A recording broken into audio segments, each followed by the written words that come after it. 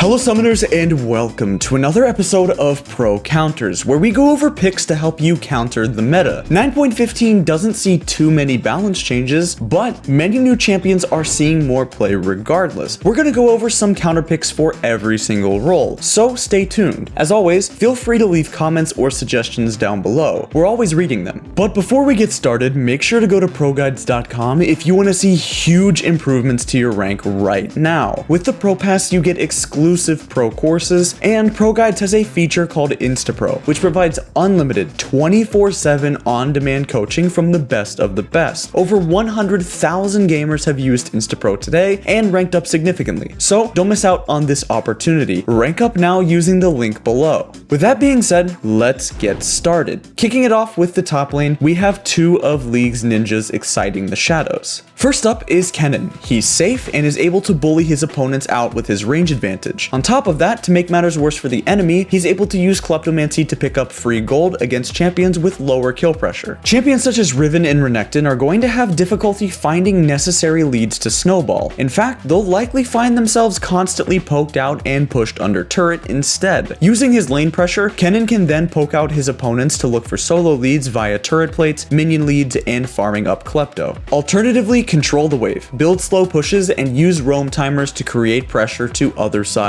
of the map. Once you hit 6, look for opportunities to use your ultimate. Set up ganks for your teammates, roam mid, or teleport bot lane. It's one of the best ultimates in the game, so make sure to utilize it whenever possible. Laning is quite standard as a ranged champion. You need to manage the wave and create leads by doing so. During the later stages of the game, make sure to buy some control wards or switch to a sweeper. The most important thing when playing Kennen is understanding how to find good flanks. You'll need to approach from good angles that will allow you to pincer your opponents. While you can attempt to engage head first, it typically will not succeed unless you have your flash. After carrying teamfights, you can secure objectives with the rest of your team.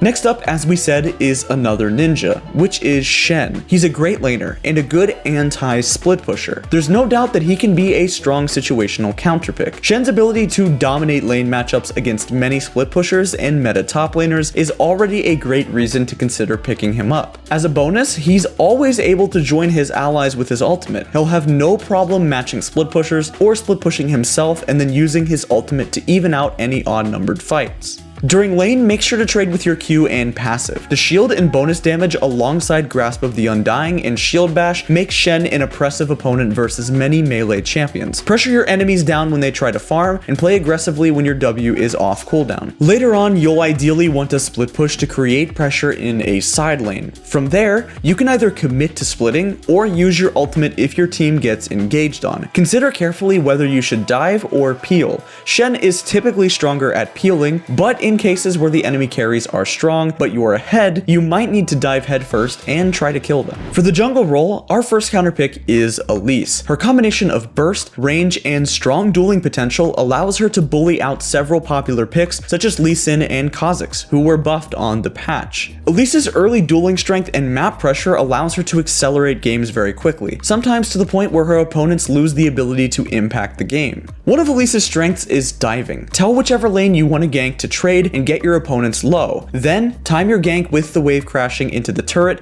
and initiate a good dive. You'll be able to rotate through all of your abilities and then use your Spider Form's E to dodge the last tower shot and also drop the tower aggro. Dives in any lane are possible, but they'll be easiest to execute top, hardest in the bottom lane, and somewhere in between in the mid lane. It's very important that you look for plays early on. Most champions hit a big power spike at level 6 when they gain access to their ultimate. While Elise does not, her kit is front-loaded to make her extremely strong before level 6. Later on, you'll help your team siege with your stun or constantly be on the hunt for picks. Next up on the jungle list is Graves. He's received a decent buff this patch that should make him a bit more durable. He'll have a safer jungle clear and also be a stronger duelist throughout the entire game. While he hasn't found much success prior to this, these buffs should help him stand up against most junglers. He's now a solid pick into tanks because of his fast clear and hard scaling, and against more aggressive junglers, he has the tools in his kit to try to outplay nearly every matchup. The buff to the extra armor means that he's going to have more safety in counter jungling and also makes it more difficult for his enemies to invade him. If he's able to stack up his E prior to fighting them, it's almost certain that he'll win any fights versus physical damage champions. You will likely be power farming your jungle as Graves. When you have time though, make sure to get some good wards down, especially if you're able to invade the enemy jungler. Counter ganks are great for Graves since he'll be able to maximize his damage output on enemies that have already used all of their abilities on his teammates. For the mid lane, let's kick off with Renekton mid. Although he's typically known as a top laner, his presence in the mid lane shouldn't be written off. He'll be able to crush many meta mid laners such as Katarina and Vladimir, as well as a popular one in Yasuo. Unlike top lane Renekton, you'll usually want to take press the attack on mid Renekton for the burst damage. You can build him the same or more aggressively if you start snowballing. The thing is, many mid lane champions struggle to fight Renekton in the early stages of the game. You can build slow pushes early, trade with your opponent if they ever overextend for farm, and then crash the wave into turret to bounce it back. Once that wave starts pushing back to you, you can freeze the wave and force your opponent to forfeit farm or trade with you. In most cases, once they're below half health, you can start stacking up your fury and kill them with a flash W, press the attack, and ignite.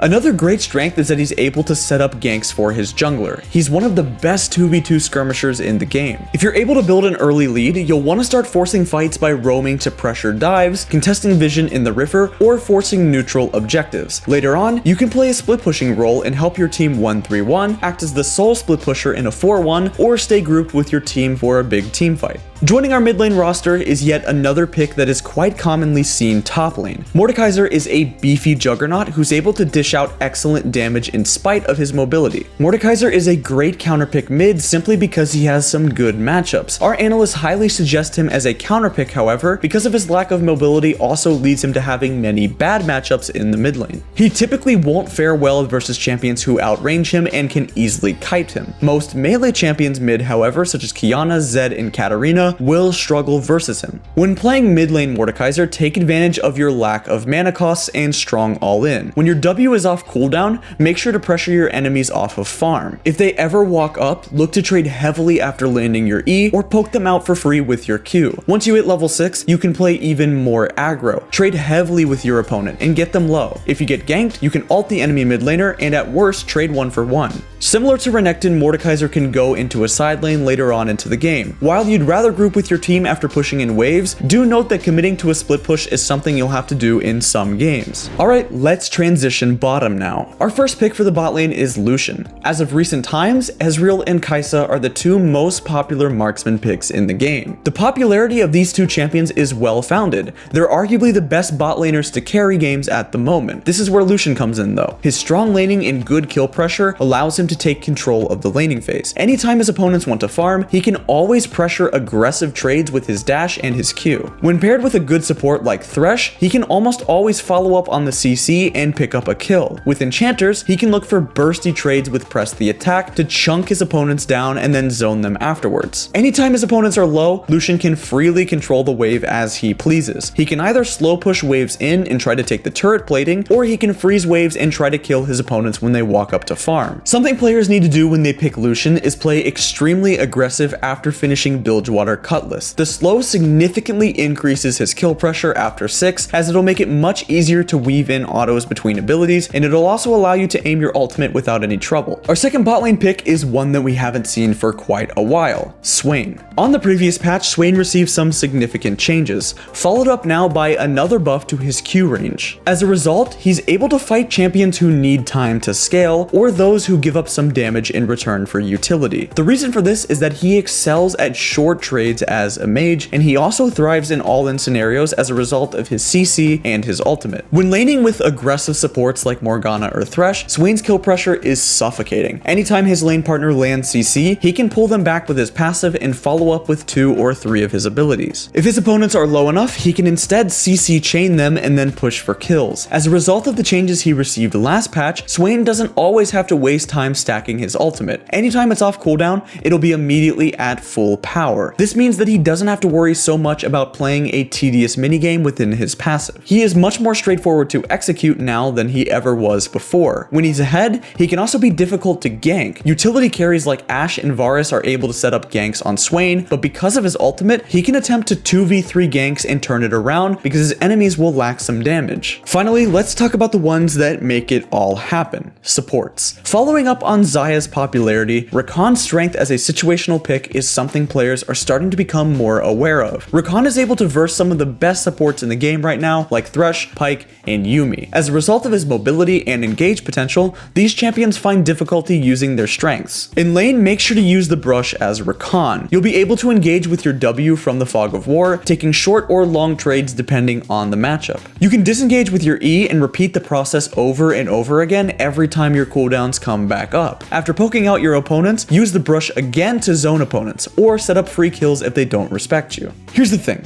aside from his favorable matchups, Rakan is a mobile playmaking support. He's a versatile champion who can do a lot of different things based on what is needed. Especially when paired with Xayah, Rakan is a huge threat that can hard carry games with montage-worthy ultimates. An important aspect of playing Rakan is understanding you don't need to fit one role exclusively. As a result of his mobility, he can also jump between the backline and the front line of fights. He can peel, he can hard engage for a dive, or even both in the same fight. Think about who the biggest threats are on each team, assess your win condition, and then execute on them. Our final pick today is Soraka. She's received some buffs this patch that should give her an extra bump in her power level. Prior to her buff this patch, she was already a decent pick in the meta, but she'll be even better now in situations where she already thrives. Soraka's sustain makes her a nuisance for other enchanters who want to poke, while her silence also allows her to counter melee supports like Pyke and Leona. While picking Soraka into melee support sounds scary, running barrier alongside the resolve tree will help compensate and make it difficult for your opponents to secure kills. While she resorts to following her team around later in the game, her teamfighting presence is remarkable. She scales super hard, so is usually able to impact games even if she isn't a playmaker. In lane, however, she has plenty of agency in the game with her ability to dominate lane. Since her Q deals decent damage once again and also heals her, Soraka is great at playing aggressively early on and trading with her opponents. She can slowly whittle down her enemies, keeping herself safe and keeping her lane partner healthy. After finding a health advantage, she and her lane partner can take lane priority and use it to create a big lead. Just make sure that when you play her, you don't run off by yourself into the uncharted wilderness. Bring a friend. It's always more fun exploring with company. With all that being said, that concludes this episode of Pro Counters. Thanks so much for watching. If you guys want to see more content to help you improve at the game or League of Legends in general, check out ProGuides.com, where we've teamed up with pro players to create guides designed to help you take your game to the next level. Also, keep an eye out on our YouTube channel, where we're constantly updating it with new content just like this. Good luck on the Rift, and we will see you all next time.